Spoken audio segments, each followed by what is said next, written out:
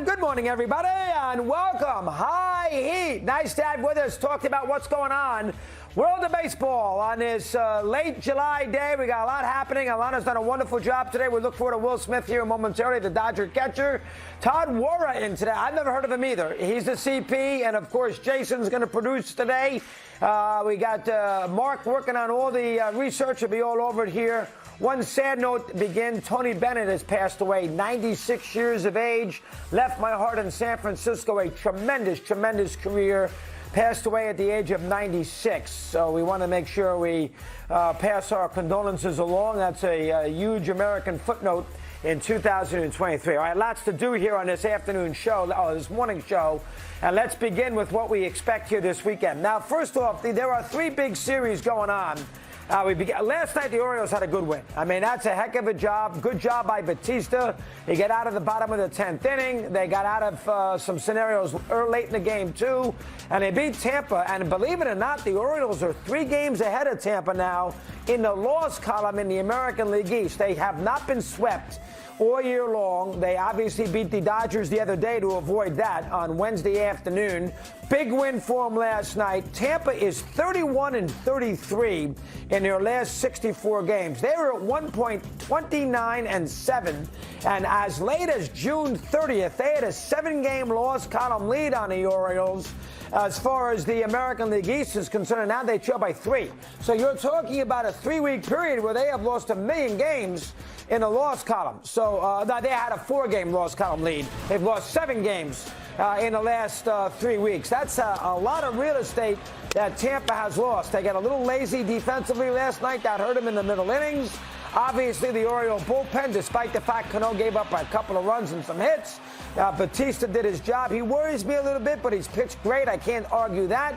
The Orioles got it going right now, and you know what? Sometimes when you lead for the first 2/3 of the race, you can peter out a little bit, and a horse that's sort of laying in the weeds that's been consistent all year overtakes you to the finish line, and that's kind of where we are right now in this AL East. The Yankees, the Blue Jays, the Red Sox are not going to compete for the division. And right now, Baltimore, and, you know, they made a trade yesterday, get a little bullpen help from Oakland. Maybe they make a big trade to get a starting pitcher. They need it if they want to make a lot of headway in postseason play. They don't have a dominant starting pitcher. But, I mean, the Orioles got a big offense. They got a lot of young players. They got a good manager. They got a lot of belief. They may not get tired. And some experience from a year ago when they won 83 games. Hard schedule, but that was a big win last night against Tampa. That's a 4-game series. So that is where we begin as far as the weekend is concerned. A lot more on that in a sec.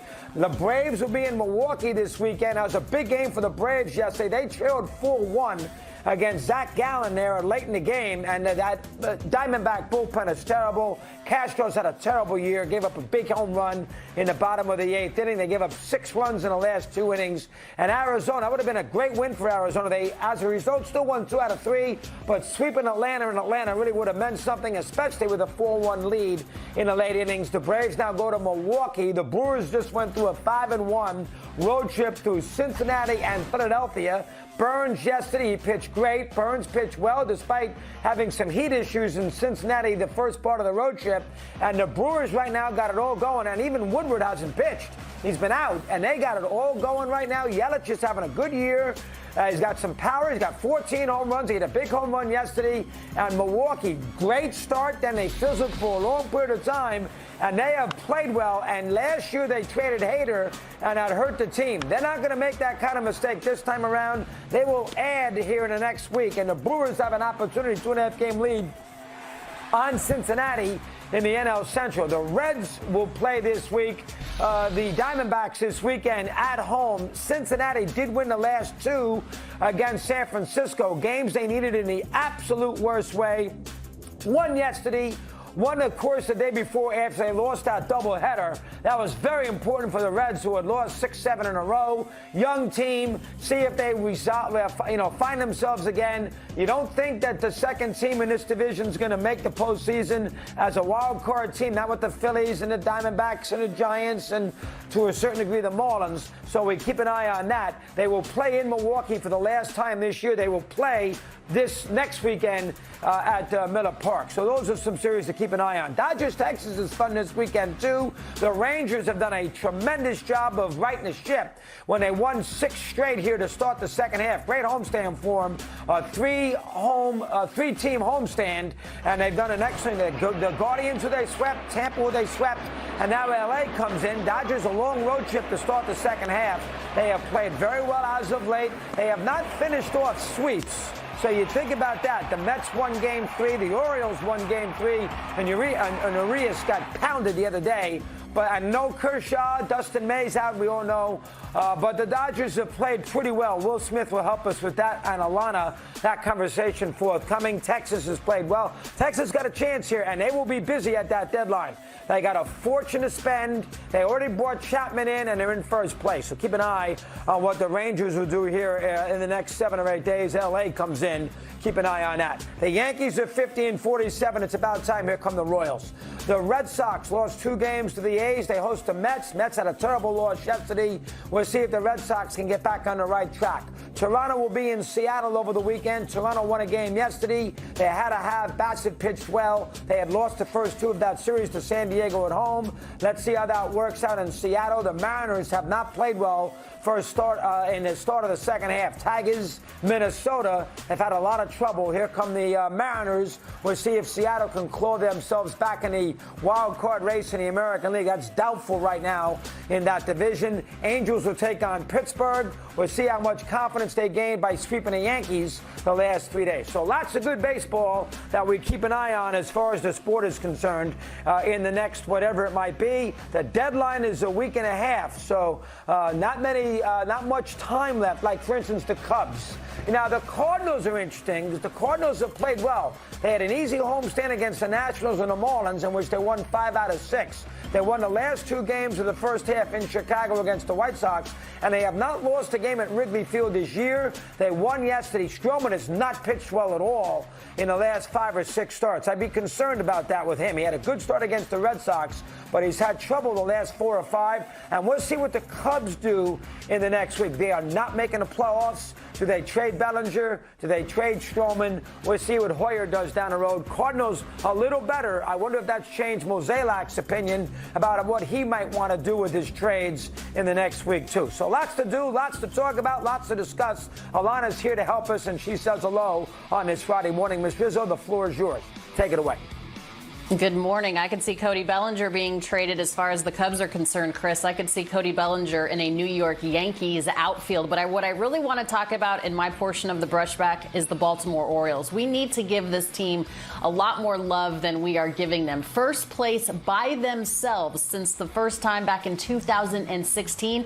That, by the way, is the last time that they made the postseason, I believe. Back in August of 2016 is the last time that they were in sole possession of first place in the AL East. And they're doing it with not massive names in the rotation. Remember, John Means still on the IL, but Kyle Gibson, Dean Kramer, Kyle Bradish, who goes tonight, Tyler Wells, and of course, Grayson Rodriguez being called up again for the Baltimore Orioles. They're just doing it all the way around. Adley Rutschman is everything they could have hoped for. I am with you that they should sign this young man to a long-term deal right now. Anthony Santander slashing .305 with 3 home runs and 11 runs during an active 17-game on-base streak. Kyle Bradish, who's on the hill tonight, we don't talk about him enough. This is what he's done so far. 4-2 with a 1.41 earned run average in his last 6 starts. He threw 7 1/3 innings of shutout ball in his last start over the Marlins on Sunday, a team that's been scuffling as of late.